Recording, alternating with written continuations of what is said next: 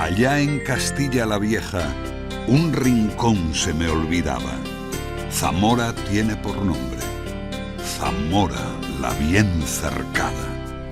Así se refiere un viejo romance anónimo a Zamora, que emerge de una hermosa colina sobre el margen derecho del río Duero. Oh río, fundador de ciudades, sonando en todo menos en tu lecho, haz que tu ruido sea nuestro canto, nuestro taller de vida.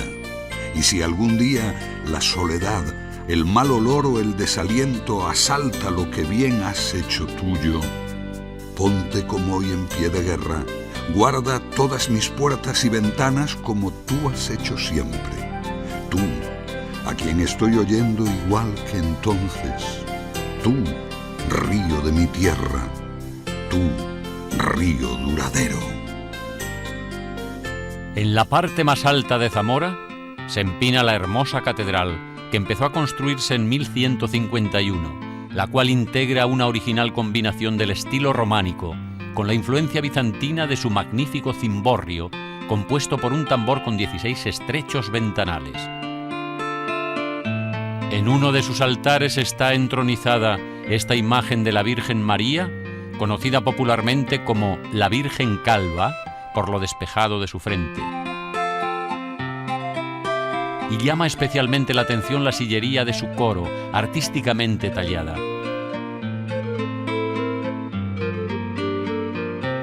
Mientras que la sillería superior muestra a un Cristo resucitado y magnificente, la sillería inferior exhibe en cambio escenas calificadas de soeces e impías, nada adecuadas para una catedral, que podrían formar parte de una antología de la pornografía universal, en la que, por ejemplo, y entre otras muchas, se ve a un lobo vestido de fraile siendo poseído por un mono.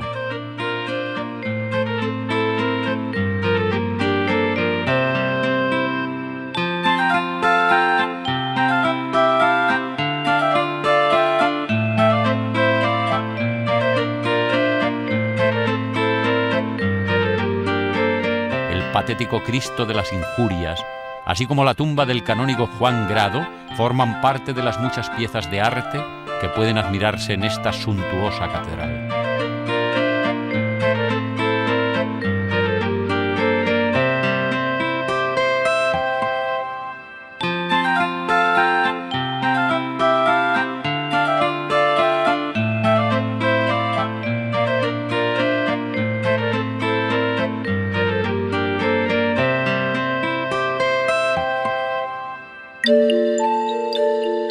En el Museo Catedralicio se exhibe una valiosa colección de arte sacro, de la cual sobresalen los soberbios tapices flamencos de los siglos XV y XVI, que visualizan la guerra de Troya y otros temas mitológicos, históricos y religiosos.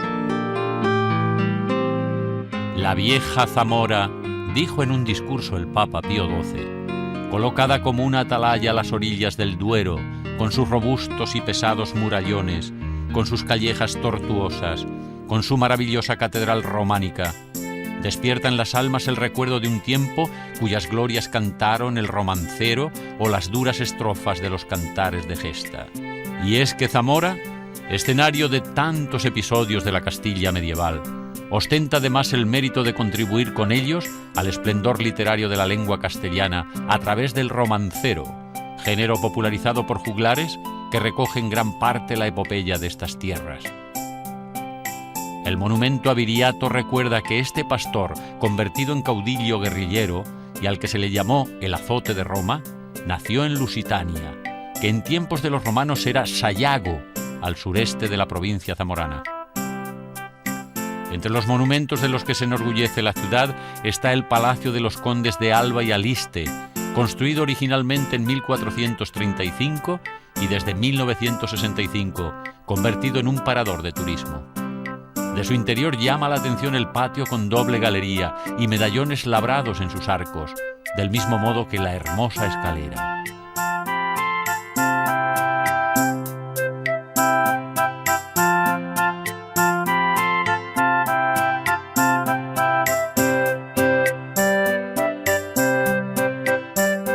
La Magdalena es una de las 15 iglesias que pueblan la ciudad de Zamora.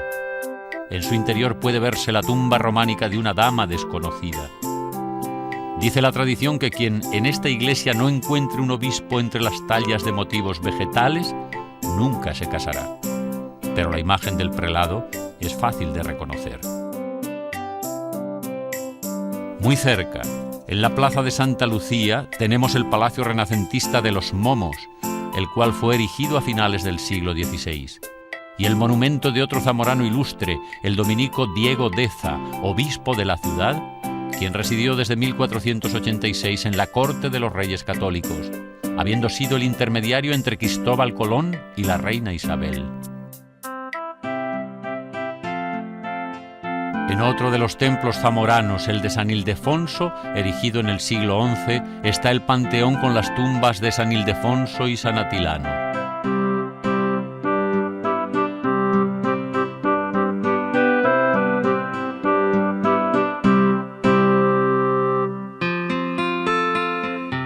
También en la plaza de Santa Lucía tenemos la iglesia del mismo nombre y el contiguo Palacio del Cordón, ambos edificios adaptados como sede del Museo de Zamora.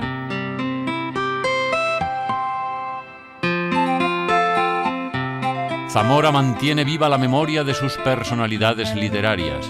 Una calle y un teatro construido en la casa donde nació evoca al famoso dramaturgo y libretista de zarzuelas, Miguel Ramos Carrión. Este otro monumento evoca la figura del poeta Ignacio Sardá Martín. Aquel rincón que al rey se le olvidaba es la inmortal Zamora. Con su rito le hacen cerco la roca y el granito, la muralla, el castillo, la alcazaba, puertas, cubos y torres donde izaba la su señal bermeja, con su grito de conquista y romance al infinito rojo de sol y gloria.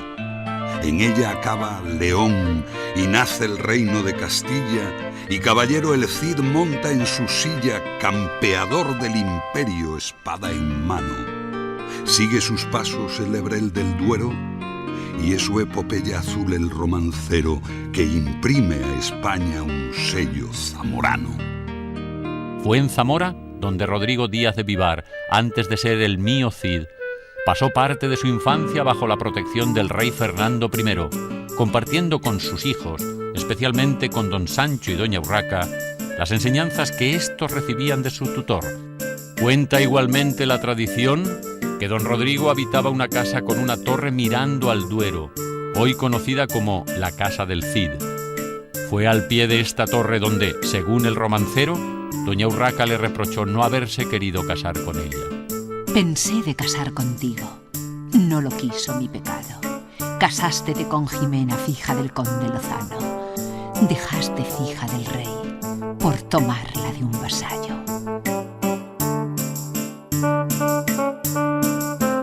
Fernando I, que consideraba el patrimonio real como si fuera de su propiedad personal, se dispuso a repartirlo entre sus hijos en el mismo lecho de muerte, correspondiéndole a doña Urraca el señorío de Zamora. Doliente se siente el rey, ese buen rey don Fernando. Los pies tiene hacia el oriente y la candela en la mano.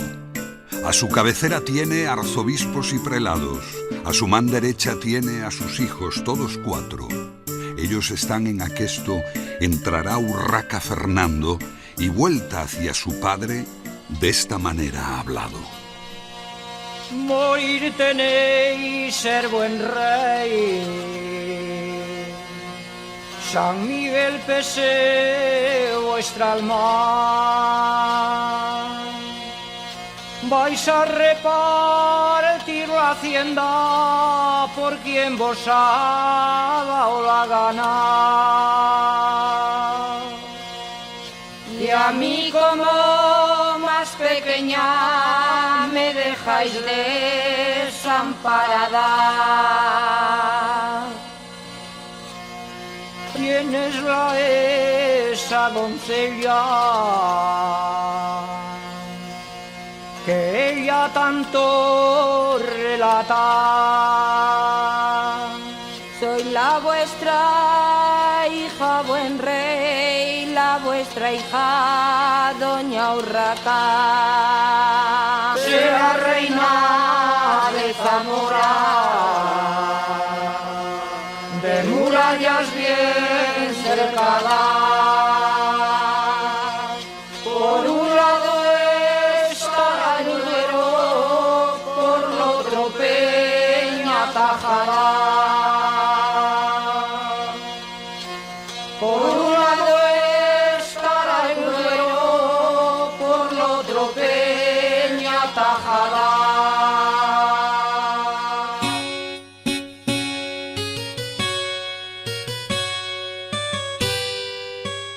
Años más tarde, siendo ya doña Urraca reina de Zamora, don Sancho mandó al mío Cid, con el encargo de convencerla para que le entregara la ciudad. Yo os ruego, don Rodrigo, como amigo de valía, que vayades a Zamora con la su mensajería, y a doña Urraca, mi hermana, decid que me dé esa villa. Dolida doña Urraca por ser el Cid quien viniera con tal mensaje, le hizo contemplar desde la muralla de la iglesia de Santiago de los Caballeros, acusándole de ingrato con estas palabras. Afuera, afuera, Rodrigo, el soberbio castellano. Acordarse te debiera de aquel buen tiempo pasado que te armaron caballero en el altar de Santiago, cuando el rey fue tu padrino, tú, Rodrigo, el ahijado. Mi padre te dio las armas, mi madre te dio el caballo, yo te calcé espuelas de oro, porque fueras más honrado.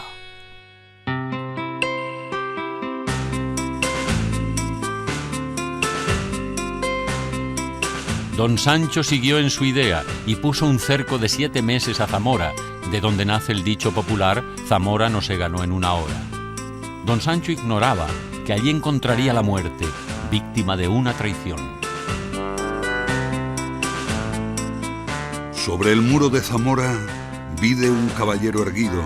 Al real de los castellanos decía con grande grito: «Guarte, guarte, rey don Sancho, no digas que no te aviso, que dentro de Zamora un alevoso ha salido. Llámase Bellido Dolfos, hijo de Dolfos Bellido. 4 traiciones ha hecho y con estas serán 5. Si gran traidor fue el padre, mayor traidor es el hijo». Gritos dan en el real, a don Sancho han malherido, muerto le ha Bellido Dolfos, gran traición ha cometido. Desde que le tuviera muerto, metióse por un postigo. Por las calles de Zamora va dando voces y gritos, tiempo era, doña Urraca, de cumplir lo prometido. Aguas arriba del Duero, muy cerca de Zamora, y emplazada también sobre un cerro, está Toro, capital histórica de la tierra del vino, cuyo recorrido iniciamos en la colegiata de Santa María la Mayor, enclavada sobre el punto más elevado de la meseta.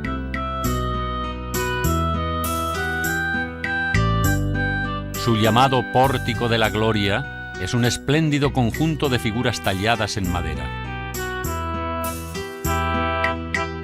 Es este el monumento más importante de la ciudad, erigido entre los siglos XII y XIII por iniciativa de Alfonso VII, quien mandó a construir la basílica con inocultables pretensiones catedralicias.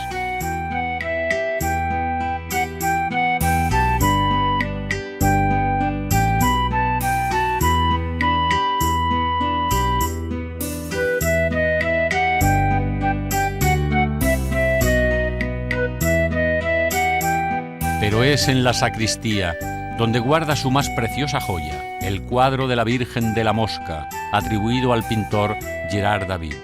Es la representación de la Virgen ofreciendo fruta al niño, apoyado en su regazo con un detalle menor que le ha dado la fama, la mosca que se posa sobre su túnica. La acompañan María Magdalena, Santa Catalina de Alejandría y una figura masculina no identificada. Se dice que uno de los personajes del cuadro representa a Isabel la Católica. Otro importante monumento de Zamora es el Palacio de las Leyes, con su magnífica fachada, mansión solariega que fuera de los marqueses de Santa Cruz y donde tuvo lugar la reunión de las Cortes castellano-leonesas, que promulgaron las leyes de Toro. El convento de Sancti Spiritus de las Hermanas Dominicas data del siglo XIV. Se trata de una combinación de estilos góticos y mudéjares, construido alrededor de un hermoso jardín.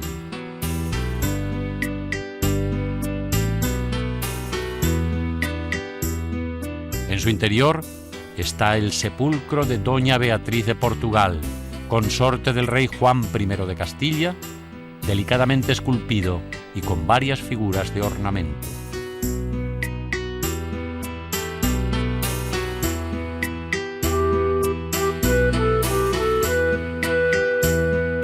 En memoria de Carlos Latorre, actor torresano del siglo XIX, fue construido el teatro que lleva su nombre.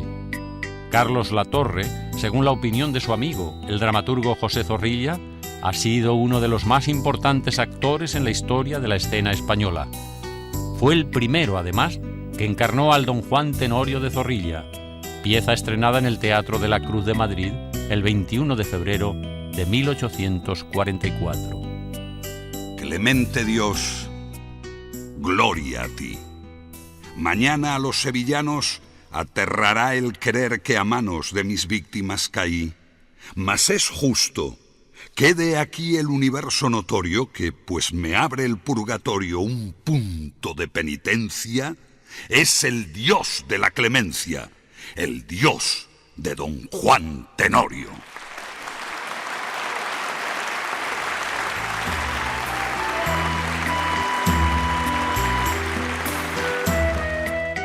Del mismo modo que el romancero recoge episodios de la vida zamorana, el folclore cantado, la música de juglares, se nutre desde hace siglos de las leyendas, costumbres y tradiciones de esta región.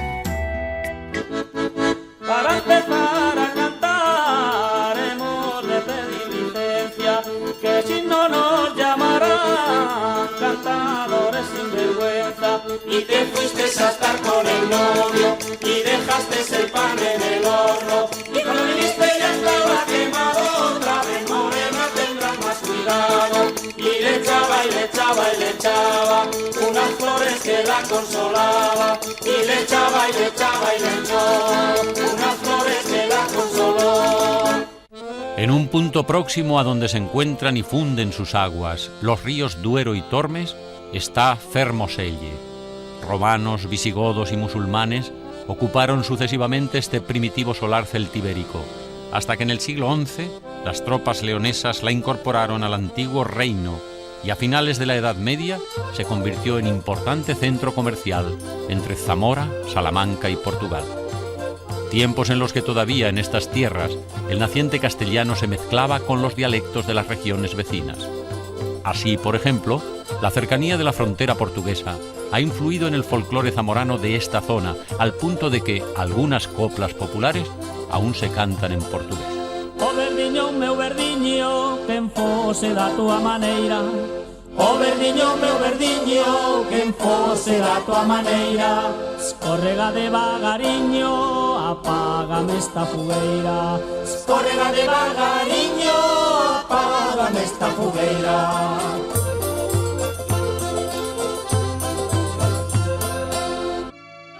Continuando por la ruta fronteriza, llegamos a Alcañices, un pequeño pueblo de apenas 1000 habitantes que nació a la sombra de una fortaleza templaria.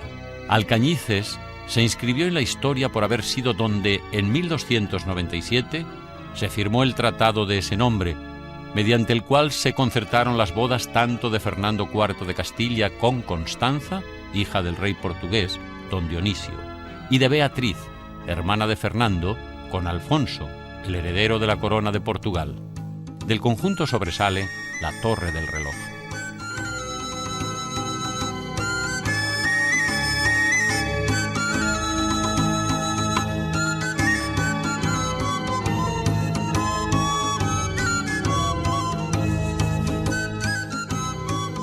Muy cerca, la villa de Tábara, donde en 1884 naciera el poeta León Felipe. ¿Qué importa que la estrella esté remota y deshecha la rosa? Aún tendremos el brillo y el aroma.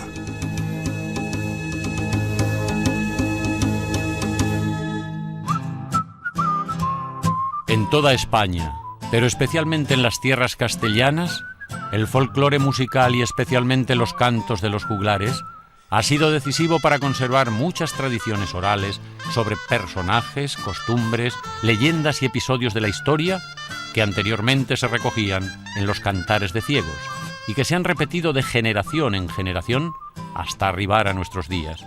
Pues era un matrimonio y era molinero él y la mujer. Y la mujer pues andaba algo... Vivan y revivan los recién casados.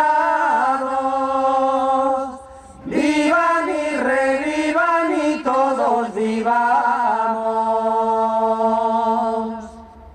Que cenó la novia y a las 12 noches 12 cacazos de culo, 11 pellejos de vino, 10 fanigas de trigo, 9 jatos jatudos, 8 carneros carnudos, 7 capones capudos, 6 gallinas gallinares, 5 alares, 4 azares, 3 palomitas blancas, 2 tórtolas, una perdiz por ser tan bella. 12 sacazos de culo, 11 fanegas de trigo, 10 pellejos de vino, 9 jatos jatudos, 8 carneros cornudos, 7 capones capudos, 6 gallinas gallinares, 5 ansares, 4 alares, 3 tórtolas, 2 palomitas blancas y una perdiz muy linda.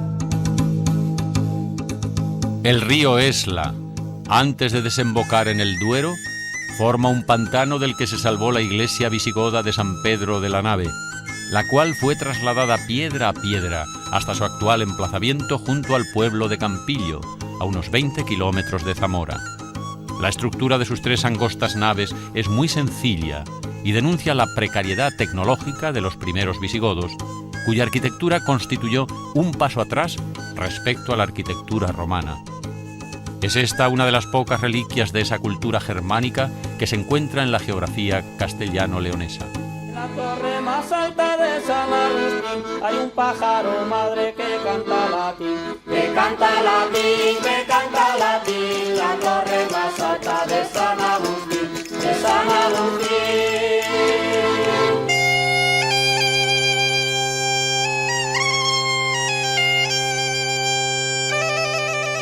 En la iglesia de Arcenillas, el castellano se vuelve imagen para contarnos la historia de Cristo a través de 14 formidables lienzos.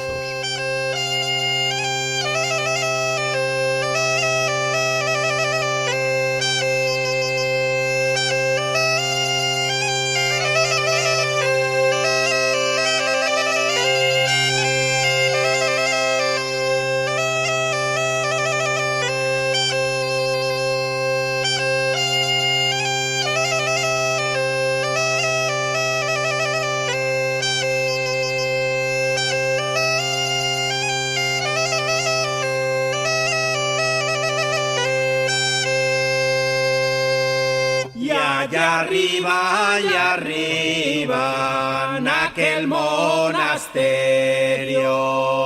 Se casó la niña con el caballero. y en casa los novios a la puerta santa.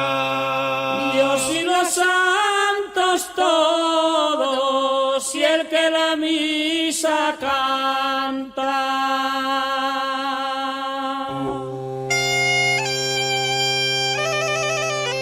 En el término de la granja de Moreruela, en medio de un pantanoso y solitario paraje, nos encontramos con estas ruinas de lo que fue el monasterio cisterciense de Moreruela.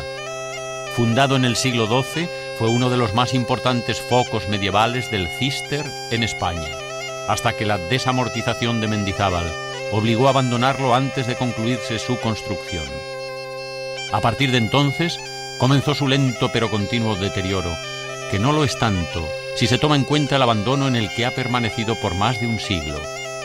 La Junta de Castilla y León expropió hace poco el terreno de la granja con el propósito de restaurar el monasterio, imagen patética y ruinosa de un antiguo esplendor cuyos monumentales restos sobrecogen el ánimo.